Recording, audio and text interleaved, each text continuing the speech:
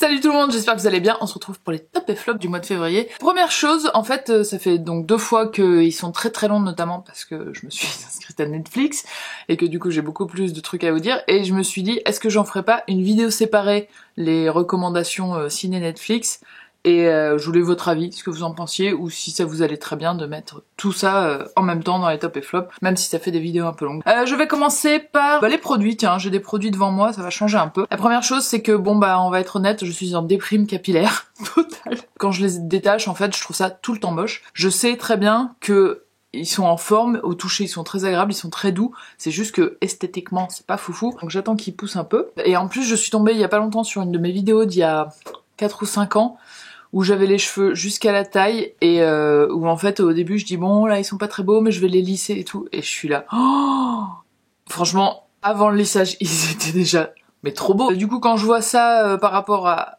il y a 4-5 ans, je m'en veux un petit peu, donc j'ai décidé, comme à chaque fois, que j'allais essayer de retendre vers ça, et du coup je suis en train de tester des trucs de croissance de cheveux, donc tous les premiers du mois, je me mesure les cheveux pour pouvoir vous dire ce qui marche ou ce qui marche pas. Et un des trucs que j'ai commencé il y a pas longtemps, c'est l'huile, elle s'appelle Sérum Croissance Huile Capillaire des Secrets de Loli. Elle est aux huiles essentielles et aux huiles végétales. Et alors, bon, pour l'instant, je peux pas vous dire si ça a marché, hein, j'ai commencé il y a 1 mois, donc voilà. Je la mets avant chaque shampoing, je masse mon crâne et j'en mets un petit peu aussi sur mes pointes. Mais alors, même si elle fait pas pousser, franchement, elle est trop bien. Elle sent bon déjà, un truc très végétal quoi. Et quand j'en mets un tout petit peu pour mes pointes, etc., ils sont hyper doux. Et quand je la laisse poser avant le shampoing et qu'ensuite je fais shampoing et que je rince, ils sont tellement plus en forme que en fait bah mes boucles elles sont mieux définies, et comme mes cheveux tombent mieux, je les laisse tranquilles et du coup c'est là qu'ils sont le plus beaux, et elle est vraiment top. Très bonne surprise, donc je vous tiens au courant pour le côté croissance dans quelques temps. Ensuite on a du maquillage, je vous en ai déjà parlé, mais le fond de teint Water Foundation de chez Herré Perez. Je mets pas du fond de teint tous les jours en ce moment, mais en fait quand je le mets je vois la différence, donc je me remets à en mettre un peu tous les jours.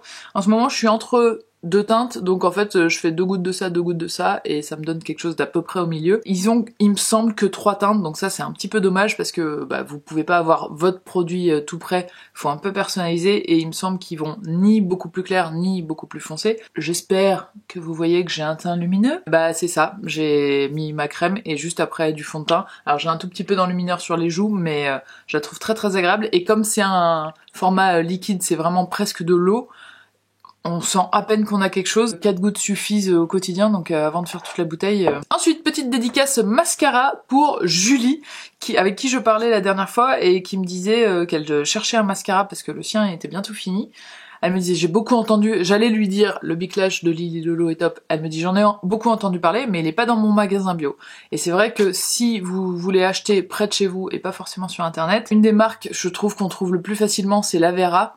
Et j'avais celui-ci qui s'appelle le Volume Mascara, et que je trouve, de chez eux, c'est vraiment un de mes préférés, parce que la brosse est toute simple, entre guillemets, c'est-à-dire qu'elle a rien de révolutionnaire. C'est celui que je porte aujourd'hui évidemment. Le mascara est très bien, il est très noir, il allonge bien, on peut bien faire la racine aussi parce que la brosse est assez fine, donc on peut bien aller à la racine et après faire la longueur. Donc si vous cherchez un mascara, je vous conseille celui-ci. Et le dernier produit que je voulais vous montrer, c'est cette petite ombre à paupières poudre libre de chez Lily Lolo qui s'appelle Golden Lilac et que je porte aussi ici. C'est, vous savez, le système de petits trucs comme ça, et j'en mets dans le couvercle. C'est de la poudre, et ensuite je le mets sur mes yeux. Je vais vous en reparler parce que depuis que je l'ai, quand je veux faire une vidéo, quand je fais le montage, je fais « Oh dis donc, je suis bien maquillée !» Et à chaque fois c'est celle-là. Donc c'est devenu mon ombre à paupières préférée. Donc c'est un petit mauve avec des petits reflets dorés qui est parfait, qui va bien pour tous les jours, qui est discret mais présent, qui est tout ce qu'on aime. Donc voilà,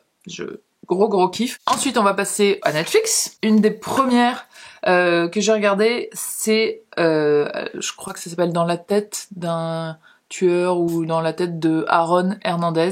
C'est un joueur de football américain que je connaissais pas du tout et qui est, je pense, très connu aux États-Unis, qui était très connu avant pour le sport et qui est maintenant très connu pour plutôt des meurtres. Et je pensais que c'était une série en fait, et pas du tout. C'est une série, c'est plusieurs épisodes, mais c'est documentaire. C'est assez effrayant, fascinant, très bizarre. Je suis pas du tout les trucs genre en fait entrer l'accusé et tout ça. C'est pas du tout mon truc, les trucs de tueurs. Mais là, j'ai trouvé ça hyper intéressant. Et si vous avez jamais vu le film qui s'appelle en français Seul contre tous, en anglais c'est Concussion avec Will Smith, où il parle des blessures des footballeurs américains dues au choc, etc. Alors ils font un tout petit peu le lien dans le documentaire, mais je trouve ça intéressant de voir les deux à la suite l'un de l'autre parce que c'est assez complémentaire. Ensuite, sur les conseils de l'une d'entre vous, j'ai regardé The 13th sur le 13e amendement qui parle de l'esclavage. Et en fait, ça parle des prisons américaines et des politiques de fonctionnement et de l'attitude de la police, de l'attitude des gouvernements, des États, etc. par rapport à l'emprisonnement aux États-Unis. Et ça fait un petit peu flipper aussi. On se demande What? L'environnement carcéral, ça m'intéresse, j'avoue, je connais vraiment pas grand chose dessus. Donc si vous avez des documentaires aussi sur comment ça se passe en France et tout ça, n'hésitez pas à me le dire. Ensuite, aussi sur vos conseils, j'ai regardé Nappily Ever After sur une femme et son parcours capillaire, une femme noire et son parcours capillaire entre perruque, weave, naturel, etc. C'était mignon, c'était pas foufou, c'est un peu petite comédie romantique qui va bien, mais il y a un petit fond de sur les cheveux et c'est intéressant. Ensuite j'ai vu le documentaire sur Taylor Swift. Alors je la connaissais mal, je connaissais 2-3 de ses chansons et tout, je m'aimais bien mais sans plus. Alors depuis que j'ai vu ce documentaire, j'ai une petite passion pour Taylor Swift. J'écoute beaucoup plus de ses chansons et c'est vrai qu'elle a plein de chansons où les paroles sont cool, intéressantes et c'est pas forcément des choses qu'on entend beaucoup ailleurs. J'ai beaucoup notamment I'd Be The Man, voilà, c'est une de mes préférées. Et You Need To Calm Down aussi, je l'aime beaucoup, je la chante pas mal en ce moment. Ensuite, alors attention, on met la petite pastille, attention aux moins de 16 ans. J'ai vu aussi sur Netflix Vermine. Alors, c'est une série d'animation, c'est des tout petits épisodes de 7 minutes, 7-8 minutes. C'est d'un trash, d'un vulgaire, il y a plein de fois où j'ai fait oh pour un dessin animé, hein. Donc bon, voilà, si vous aimez pas trop les trucs gore, ne regardez pas. Mais moi, ça m'a plutôt fait rire, et je salue surtout les deux doubleurs des deux héros, mais c'est vraiment génial. Kazé, c'est une rappeuse que je connaissais pas du tout, qui a prêté sa voix à Chemou, et l'autre c'est Julien, j'ai oublié son nom de famille, pour Mentos, et les doubleurs ils sont trop bien. Et alors j'ai trouvé une vidéo où on les voit pendant une séance de doublage, et Kazé elle a une petite voix un peu éraillée et tout. Je pense franchement que la voix de Kazé à elle seule pouvait me faire regarder, il y a une saison de 10 épisodes, pouvait me faire regarder les 10 épisodes. Après il y a d'autres choses, c'est drôle aussi et tout, même si c'est trash, mais elle, je la trouve géniale. Après, ah ouais, aussi, c'est Laurine, que je salue, qui m'a conseillé celle-ci. C'est The Game Changers. Alors, c'est, en gros, un athlète de haut niveau qui s'est intéressé à la diète à base de plantes, c'est-à-dire vegan, hein, on peut dire, et à ses effets sur le corps humain. Donc il a interviewé des athlètes, des médecins, des biologistes, des champions, etc.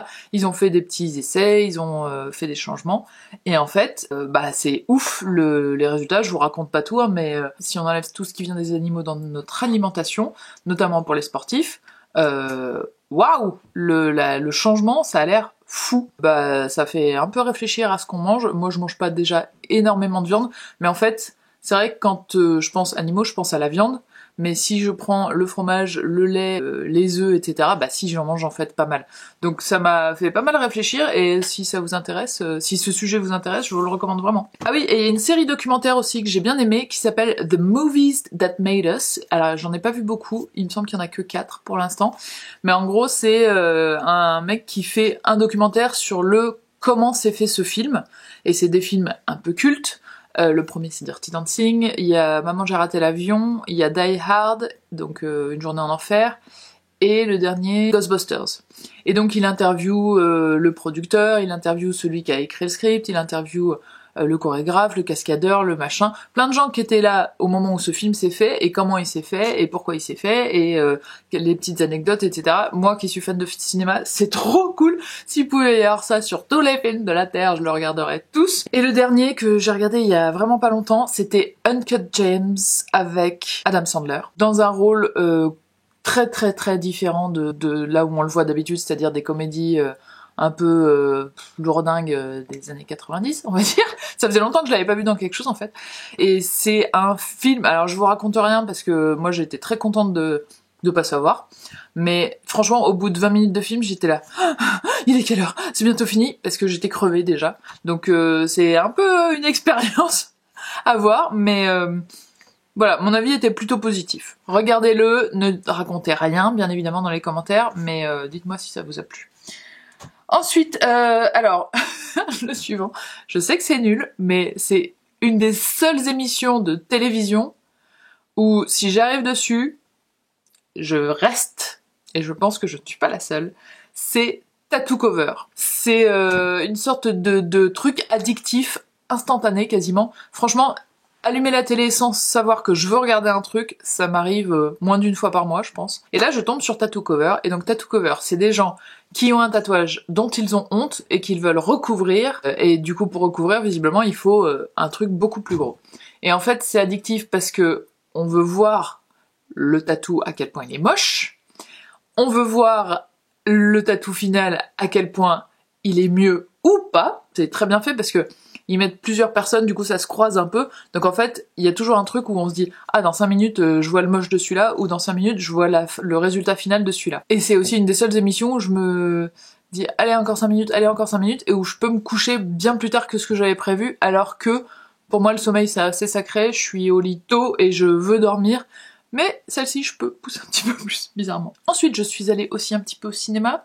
Alors, nous avons Scandale, c'est sur du harcèlement sexuel dans le milieu de la télévision aux États-Unis dans les années 90. Casting un petit peu foufou avec Charlize Theron, Nicole Kidman et Margot Robbie. Et c'était très intéressant. Je connaissais pas du tout cette affaire qui rappelle un peu du Harvey Weinstein, mais dans le milieu de la télé. Le deuxième, c'est Les Traducteurs, avec il y a Lambert Wilson et comment il s'appelle, Alex Lothar, ce qui était dans The End of the Fucking World. Il a fait un rôle pour lequel il a appris le français. J'y suis allée pour lui, hein, très clairement. Et c'était pas mal. C'était pas incredible, mais j'étais déjà contente de le voir lui tout court. Et puis après, c'était original, c'était intéressant. Ensuite, je suis allée voir Selfie avec, c'est plein un peu de petits sketchs. Il y a notamment Max Boublil, il y a Elsa Zilberstein, il y a Blanche Gardin. Il y a plusieurs situation où j'ai trouvé ça assez cool, c'était assez drôle. Ensuite, je suis allée voir un biopic qui s'appelle La Voix de la Justice, et pareil, biopic sur un avocat diplômé de Harvard, donc qui a priori pouvait faire une carrière très très lucrative, et qui décide à la place d'aller défendre des condamnés à mort en Alabama, état très raciste, condamnés à mort souvent noirs mais pas que, condamné à mort a priori où le procès s'est passé très très vite et on n'avait pas trop de preuves, mais bon, comme il est noir, voilà. Et l'avocat est noir aussi. Et du coup, c'est tout ce qui est arrivé à ce mec-là quand il a décidé de s'installer dans cet état où les gens sont plutôt méfiants, et dans le sud c'est le sud et toi t'es du nord, donc tu comprends pas, casse-toi, et non mais nous on l'a mis en prison, c'est nous qui avons raison, etc., etc. Hyper intéressant, assez bouleversant, mais très très bien. Et le dernier que j'ai vu aussi au cinéma, c'est 1917, sur la Première Guerre mondiale, vous en avez certainement entendu parler.